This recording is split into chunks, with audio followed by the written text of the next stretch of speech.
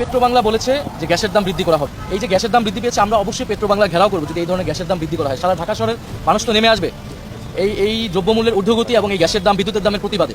এবং সরকার যদি মনে করে যে তারা এইভাবে দেশ পরিচালনা করবে, এটা সম্ভব না। প্রধানমন্ত্রী তারেক রহমান দেশ চালাতে অলরেডি ব্যর্থ হয়েছে। সরকারের যে নিয়োগ ভালো না, এই ব্যাপারটা বুঝা ফেলাইছে। সরকার যে পিছনের দিকে তাকায় রয়েছে, তার যে অন্যরকম একটা উদ্দেশ্য আয়নার মতো পরিষ্কার করে দিয়েছে গত 5-6 দিনে। এর মধ্যে দেখছেন জিনিসপত্রের দাম আকাশচুম্বী হয়ে গেছে। 70% মানুষের গণভোটের রায় না দিবেন ততক্ষণ পর্যন্ত মানুষ আপনাদেরকে বিশ্বাস করবে না। বিএনপি সরকার কি জানে যে তারা পদে পদে ব্যর্থতা পরিচয় দিচ্ছে? গ্যাস নেই, পানি নাই, বিদ্যুৎ নাই, বিদ্যুতের দাম হঠাৎ করে মিটারে বেড়ে যায়। আবার আজকে দেখলাম যে এলপিজি গ্যাসের দাম আবার বেড়ে গেছে। আগামী 6-7 মাস এই সরকার আমার মনে হয় না থাকতে পারবে। দেশে এখন নতুন প্রধানমন্ত্রী আছে, ওর কাছে অনেক আমাদের আশা ছিল। এখন উনি কিভাবে দেশ চালাতে আছে আমরা নিজেই করতে পারি না। দেশের প্রধানমন্ত্রী আছে কি নাই, না হলে এত বড় সংকটের ভিতরে উনি কোথায় আছে? উনি কোনো ব্যবস্থাও নিতে আছে না। আমাদের সংসার অভাবনটন। প্রধানমন্ত্রীর খায়েশ হয়েছে 10 বছর দেওয়া হয়েছে, ওনার 15 বছর থাকার খায়েশ হয়েছে। গণতান্ত্রিক শাসন ব্যবস্থার দিকে যাচ্ছে। ফলত এই সরকারকে জুলাই সনদ বাস্তবায়ন করতে বাধ্য করতে হবে। ফলত একটা ভোট মানবেন আরেকটা মানবেন না, এই সুবিধা আপনাকে অত দেওয়া হবে না। যদি না মানেন তাহলে যেই গতি জনগণের, সেই জনগণের গতি জনগণ ফেরত নিয়ে নেবে। সরকারি দল ভার্সেস পাটোয়ারি, নাসিরউদ্দিন পাটোয়ারি। ও নিজেই বলছিল ভাই আর কথা বলুন না, কিন্তু আবার কথা বলতেছে। আজকে ওনাকে জিজ্ঞাসা করছে, একটু হাসি দিল। হাসি দিয়া যে কথাগুলো বললো পুরা গ্যাংস্টার বানায় দিছে বর্তমান সরকারের। এবং সালাউদ্দিন সাহেব তো ছাইরা কথা বলে না, এই একেবারে পুরো আপনারা নিজেরাই তো শুনলেন। আসসালামু আলাইকুম। বর্তমান বাংলাদেশের বিএনপি সরকার একটা ব্যর্থ সরকারে পরিণত হতে যাচ্ছে। তারা সরকার গঠনের পর থেকেই বাংলাদেশের দ্রব্যমূল্যের দাম তীব্র আকারে বেড়েই চলছে, যে কারণে মাঠে নামতে শুরু করেছে সাধারণ জনগণ। তারা ক্ষমতায় আসার পর থেকেই বিদ্যুতের দাম দ্বিগুণ হারে 2 বার বাড়ানোর পরও এবারও বিদ্যুতের দাম বাড়ানোর চেষ্টা করছে, যে কারণে বিরোধী দল থেকে তীব্র প্রতিবাদ আসতে শুরু করেছে এবং সাধারণ জনগণও এর প্রতিবাদ করতে শুরু করেছে। ভিডিওর শুরুতেই আপনারা এই সংক্রান্তই বেশ কিছু ভিডিওর অংশ বিশেষ ইতিমধ্যেই দেখেছেন। মূলত আজকের এই ভিডিওটিতে সেই সকল ভিডিওর বিস্তারিত আলোচনা দেখতে পারবেন। ভিডিওর শুরুতেই যে সকল ভিডিও দেখেছেন তা থেকে হয়তো ইতিমধ্যেই আন্দাজ করতে পেরেছেন আজকের এই ভিডিওটি কতটুকু গুরুত্বপূর্ণ হতে চলেছে। অতএব চলুন কথা না বাড়িয়ে একটি লাইক দিয়ে সম্পূর্ণ ভিডিওটি দেখে আসি। আজকে একটা অনুষ্ঠান ছিল শহীদ পরিবারদের নিয়ে, আয়োজনে বিএনপি। ওই অনুষ্ঠান পরিচালনা করতেছিল দীপ্তি। মনে পড়ে দীপ্তির কথা? চেহারা দেখলেই চিনবেন।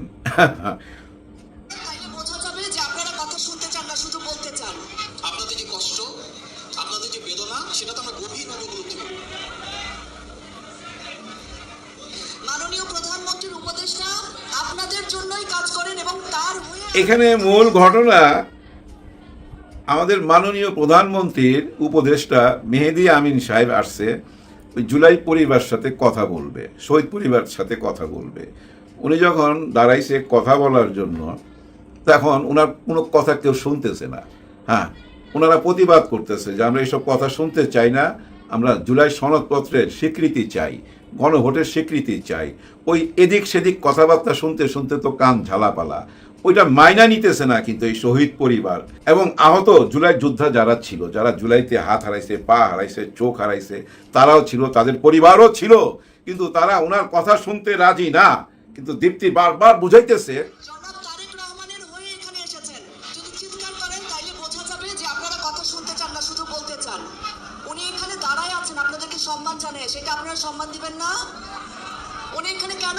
কেন এসেছেন, উনি এখানে কেন এসেছেন? আপনাদের কথা শোনার জন্য এসেছে না, মানে বুঝাইতে চাচ্ছে। আসলে বুঝছেন, চালাক তো। চালাকিটা কি করছে জানেন? সে কিন্তু বলতেছে, বারবার বলতেছে আপনারা বসেন, আপনাদের জন্যই তো উনি আসছে। ওনাকে পাঠিয়েছেন আমাদের প্রধানমন্ত্রী আপনাদের সঙ্গে কথা বলার জন্য। বারবার রিপিট করতেছে, তার মানে কেউ কথা শুনতেছে না, এটাই তো বুঝাই দিতেছে। উনি তো জানে ওনার এই কথাটুকুই ভাইরাল হবে, চারিদিকে ছড়ায়া যাবে। দেখেন, মাননীয় প্রধানমন্ত্রী পাঠাইছে শহীদ পরিবারের সাথে কথা বলার জন্য। যে আসছে তার সাথে কথা বলতে রাজি না, তাদের একটাই দাবি জুলাই। ওই ধানাই ফানাই কথা শুনতে রাজি না।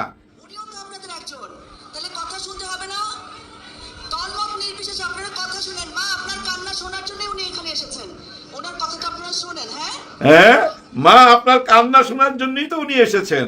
আপনি ওনার কথা শুনেন, হ্যাঁ, কিন্তু কেউ কথা শুনতে রাজি না। আর এই দীপ্তি বারবার রিপিট করেই যাচ্ছে কথা শুনেন, আপনি কথা শুনেন, তার মানে কথা শুনতেছে না, এটাই বুঝাইয়া দিছে। পিএম এর উপদেষ্টা হুমায়ুন সাহেব কিন্তু একেবারেই নাজেহাল হয়ে গেছে, মুখটা কালো হয়ে গেছে, কেউ কোনো কথা শুনতেছে না। কি কথা শুনবে? ওই পুরনো একই কথা আমরা অক্ষরে অক্ষরে পালন করব। আমরা তো আপনাদের কষ্ট বুঝি, আপনাদের চোখের পানির মূল্য আছে আমাদের কাছে, এরকম কথা বলতে চাইছিল, কেউ শুনে না, শুনবে না ভাই, আর শোনার টাইমও নাই। পরিস্থিতি এমন দিকে চলে যাইতেছে, মনে হইতেছে কি জানেন, পুরো একটা টাইম বোমের উপরে বৈশা আছি আমরা, হ্যাঁ, পুরো জাতি একটা টাইম বোমের উপরে বৈশা আছে, আর ওই ভিতরে tick tick tick tick tick tick করে কাটা ঘুরতেছে, কখন না ভাই ফাইটা যায়, এই ভয়ে আছি। হ্যাঁ ভাই, এই ভয়ে আছি। কারণ কি জানেন, কেউ কোনো কথা দিয়া কথা রাখতেছে না। আবার দেখেন কার সাথে কার ফাইট চলতেছে ভাই, কার সাথে লড়াই করতেছেন, তারা তো ভাই জুলাইয়ের সাথে জড়িত। একটা জিনিস খেয়াল করেন, বিরাট একটা দল কার সাথে ফাইট দিতেছে, জুলাইয়ের সাথে যারা জড়িত তাদের সঙ্গে। এটা কি মানায়? মানাইলো ভাই? মানায় না, কেউ মাইনা নিতে পারতেছে না। যার জন্য দেখেন ওনাদেরই অনুষ্ঠান, ওনাদেরই আয়োজন, কিন্তু ওনাদের দলের ভিতরেও কিন্তু অনেক শহীদ পরিবার এখানে আছে, তারাও মাইনা নিতেছে না। যারা বিএনপি করে তারাও মাইনা নিতেছে না। কারণ একটাই ভাই, কথা দিয়ে যে কথা রাখেন না, এটা এখন প্রমাণিত সত্য। আপনারা কিছু ভুল তো কইরাই ফেলাইছেন, নিজেরাই তো বইলা ফেলাইছেন, তখন আমরা অ্যাক্টিং করছি, অভিনয় করছি, জাস্ট জাতীয় নির্বাচনটা যেন হয়ে যায়। গণভোট টোট আমরা মানি না, এবং না মানার দিকেই আপনারা এগিয়ে যাচ্ছেন। বারবার অনেক রকম কথা বলেন, কিন্তু মূল কথা আপনারা মানেন না। আর এই না মানাটা প্রমাণ হয়ে গেছে গত 6-7 দিনের যেসব ঘটনাগুলো ঘটছে এনসিপির সাথে। হায় হায়, এর মধ্যে আবার শুনলাম নারায়ণগঞ্জ থেকে ঘোষণা দিছে নাসিরউদ্দিন পাটোয়ারি অবাঞ্ছিত নারায়ণগঞ্জে। খেয়াল করছেন একটা জিনিস, গঞ্জ জড়িত যেসব জেলার সাথে, যেমন ওই যে গোপালগঞ্জ, দেখেন ওইখানে এনসিপির বিরুদ্ধে সবাই, আবার এদিকে গোলাপগঞ্জ, এই যে এর মধ্যে ঘটনা ঘটে গেল, তারাও কিন্তু এনসিপির বিরুদ্ধে, এই জুলাইয়ের বিরুদ্ধে। আবার হবিগঞ্জ, ওইখানেও কিন্তু এনসিপির বিরুদ্ধে, জুলাইয়ের বিরুদ্ধে। আবার আসলো নারায়ণগঞ্জ, নারায়ণগঞ্জ একই কথা। এর মধ্যে শুনছি বগুড়া তো একজনকে অবাঞ্ছিত ঘোষণা করছে, সেটা কিন্তু নাসিরউদ্দিন পাটোয়ারি না, অন্য একজন। এভাবে একজন একজন করে অবাঞ্ছিত ঘোষণা করতে থাকেন, হ্যাঁ, সারা বাংলাদেশে অবাঞ্ছিত ঘোষণা করে দেন। কিন্তু মূল কথাটা কি জানেন, মানুষে কি দেখতে পাইতেছে, সাধারণ মানুষের কাছে কি মেসেজ যাচ্ছে, তারা একটা জিনিসই বুঝতেছে, যাদের কারণে এই জুলাই, তারাই আজকে বিপদে। হ্যাঁ, তাদের সঙ্গেই লড়াই চলতেছে বর্তমান সরকারি দলের। সরকারি দল ভার্সেস এনসিপি। আবার এটাও বলতে পারেন সরকারি দল ভার্সেস পাটোয়ারি, নাসিরউদ্দিন পাটোয়ারি। ও নিজেই বলছিল ভাই আর কথা বলুন না, কিন্তু আবার কথা বলতেছে। আজকে ওনাকে জিজ্ঞাসা করছে, ওইখানে সাংবাদিক ওনাকে জিজ্ঞেস করতেছে, মানে নাসিরউদ্দিন পাটোয়ারিকে জিজ্ঞেস করতেছে, ভয় পাইছেন নাকি? প্রশ্নটা বুঝেন, ভয় পাইছেন নাকি? একটু হাসি দিল, হাসি দিয়া যে কথাগুলা বললো দেখেন, নিজেরাই শুনেন, দেখেন হাসতেছে।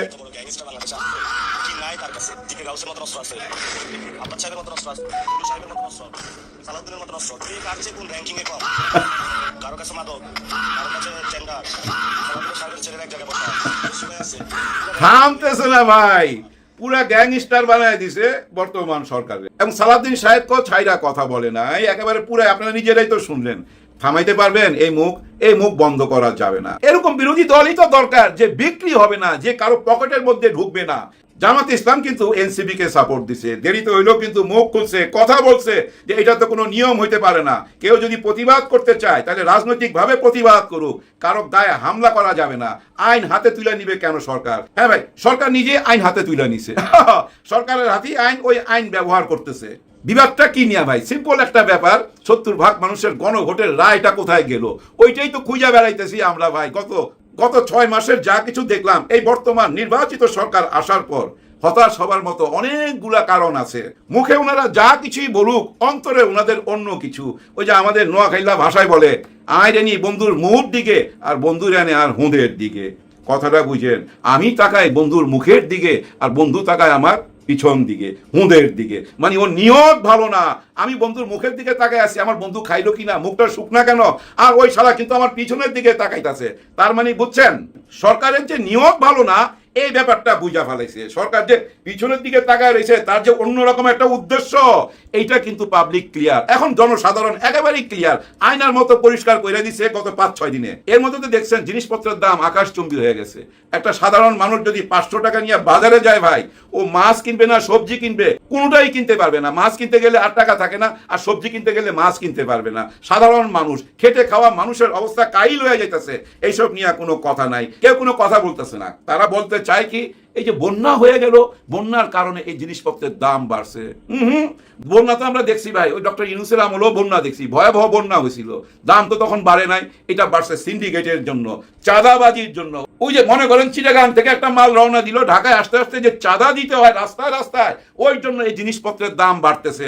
এগুলা নিয়ে কোনো কথা নাই। এগুলা নিয়ে কথা বলার জন্য তো বিরোধী দল দরকার, আর বিরোধী দল এসব বললেই বলে ওরা জুলাই নিয়ে ব্যবসা করতেছে, এবং এই জুলাইকে নিয়ে যা ইচ্ছা তাই তো বলে। ওই যে একটা মহিলাকে রাস্তায় ছাইড়া দিছে ভাই, জুলাই নিয়ে যা ইচ্ছা তাই বলে। যাই হোক, এখন যদি থামে, কারণ বাম হাতে খাইছে, ভীষণভাবে একটা খাইছে বাম হাতে। এরকম মার্কেটে ভাই অনেকরে ছাইড়া দিছে, টক শোতে আইসা বিভিন্ন জায়গায় কথা বলতে যায় এই জুলাইকে ছোট কইরা কথা বলে। ইদানিং আরো বেশি বলে, উৎসাহ পাওয়া গেছে তো, কারণ সরকার কিছুই বলে না, বরঞ্চ সরকার তাদেরকে পুরস্কার দেয়, যেভাবে রাশেদ খানকে পুরস্কার দিছে। এখন তো ভাই কান্নাকাটি করতেছে, আম তারেক আমার ভাগেরটা কোথায়, আমাকে কোথায় দিবেন দেন। তবে আমি বলবো রাশেদ খানকে যেখানে দিছে না, আরো উপরের জায়গা দেওয়া উচিত। কারণ কি জানেন, উনি সমস্ত বিএনপি কে ছাড়াই গেছে। আপনারা যারা ভাই গত 40 বছর যাবত বিএনপি করেন, কিছুই করেন নাই, উনি 4 দিনে যেটা কইরা দেখাইছে, যার জন্য ওনাকে আরো বড় পদে দেওয়া উচিত। শেখ হাসিনা তাই করতো, কিন্তু যারা তার হাতের মুঠায় থাকতো না, 2 হাত ভৈরা তাদেরকে দিত। হ্যাঁ, 2 হাত ভৈরা দিত, যেভাবে বেনজিরকে দিছিল। হ্যাঁ ভাই, উনি নিতে নিতে এমন একটা জায়গায় পৌঁছে গেছে, ওনার সমস্ত জমি, টুকরা টাকরা জমি যা আছে, এবং এই যে গোপালগঞ্জেতে যে জমি আছে, সব জমি যদি একসাথে জোড়া দেন, একটা উপজেলা বানাইতে পারবেন। হ্যাঁ, একটা উপজেলা বানাইতে পারবেন। আর ওনার ধন সম্পদ যা কিছু আছে সব তো পাচার কইরা দিছে। এখন ওনাকে দুবাইতে ধরা হয়েছিল, আমরা বললাম ইন্টারপলের মাধ্যমে ধইরা নিয়ে আসবো, এই ধরার পিছনে আমাদেরই হাত, এই বেনজিরকে আইনের আওতায় নিয়ে আসবো। সালাউদ্দিন সাহেব খুব জোর গলায় বলছিল, এমন কথাও বলছিল যে ওরা কাগজপত্র চাইছে দুবাই থেকে, আমরা 3 দিনের মধ্যে সেই কাগজপত্র সব পাঠাইয়া দিছি। সাংবাদিক যখন জিজ্ঞেস করলো, ওনারা তো ছাইরা দিছে, এখন কি বলবেন? কোনো আমরা ওখানে ল ফান্ড বানাইছি, আমাদের কাজ চলতেছে ভিতরে ভিতরে, তাকে দুবাইয়ের বাইরে যাইতে দিবে না, দুবাইয়ের মধ্যেই তাকে থাকতে হবে, ওই কন্ডিশনে তাকে জামিন দেওয়া হয়েছে। ভাই কেমনে কি করবেন, ওনারা আনতে পারবেন? ওই যে আরব খানের কথা মনে আছে আপনাদের, ওই যে আমাদের জুলকারনাইন শাহের সাথে যে বিবাদটা হইলো, ঝগড়াটা হইলো, ওই যে আরব খান বলতেছিল আপনি 500 টাকা সাংবাদিক, তখন কিন্তু জুলকারনাইন শাহের খেপা গেছিল, ভীষণভাবে রাইগা গেছিল, বলছে তোরে আমি দেখাই দেবো, 3 দিনের মধ্যে তোরে আমি দেখাই দেবো আমি কে, আমি আল জাজিরার সাংবাদিক, তোরে দেখাই দেবো। দেখাইতে পারছে? পারে নাই। ওই যে ভাতের হোটেলের হারুন, সেও কিন্তু বলছিল ইন্টারপোলের মাধ্যমে আরব খানকে ধইরা নিয়ে আসবো। এই আরব খান কিন্তু একজন পুলিশকে মার্ডার কইরা এই দুবাইতে পালায় আছে। এই আরব খানই হচ্ছে বেনজিরের ডাইন হাত। এই দুবাইতে যত টাকা পয়সা পাচার করছে, প্রায় 5-6টা দেশে পাচার করছে, দুবাইয়ের টাকা পয়সাগুলো দেখাশোনা করতো এই আরব খান। আর ওই টাকার জোরেই কিন্তু বের করে ফেললো। আপনারা বলতে পারেন ওই দেশে কি ঘুষ চলে? ভাই দুনিয়া টাকার গোলাম, দুনিয়া টাকার গোলাম। টাকার কাছে ভাই মাথা নত করে ফকিরও, রাজাও, রাজা বাদশাহও মাথা নত করে টাকার কাছে। আর ওই আইন কিনতে পারবে না কোনো কথা। সরকার তো 3 দিনের মধ্যে কাগজপত্র পাঠাই দিয়ে বসা ছিল। আমাদের যে রাষ্ট্রদূত আছে ওই দুবাইতে, উনি কি করছে? ঘোড়ার ডিম করছে, কোনো আওয়াজ নাই, কোনো কথা নাই, নীরবে বাইরে চলে গেল। আর ধরা যাবে না, কাউ কি আনা যাবে না ভাই। মানি ইজ বিগ পাওয়ার। এই পৃথিবীতে টাকাই সবকিছু। এই যে দেখেন নাই ইসলামিক ব্যাংকটা কিভাবে নিয়ে গেল, কতগুলা মানুষের, হাজার হাজার মানুষের চাকরি চলে গেল। কেন হইলো? সবকিছু টাকার খেলা। ওই ইসলামিক ব্যাংক তো টাকার খনি, ওইটাকে হাতে নিতেই হবে। অর্থনৈতিক ভাবে জামাত ইসলামকে দুর্বল করে দিতে হবে, এনসিপি কে দুর্বল করে দিতে হবে, কিন্তু দুর্বল করতে পারবেন না। কারণ কি জানেন, ওনাদের মেইন শক্তি কোথায়? ওই যে ইমানের জোর। ইমানের জোরটা হইলো মেইন শক্তি।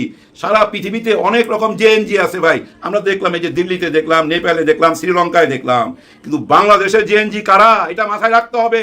এরা হলো মুসলমান জেএনজি। এর ইমানের জোর অন্যরকম তো। আর ওই ইমানি জোর থাকলেই বুলেটের সামনে দাঁড়াইতে পারে, আবু সাইদের মতো দাঁড়াইতে পারে।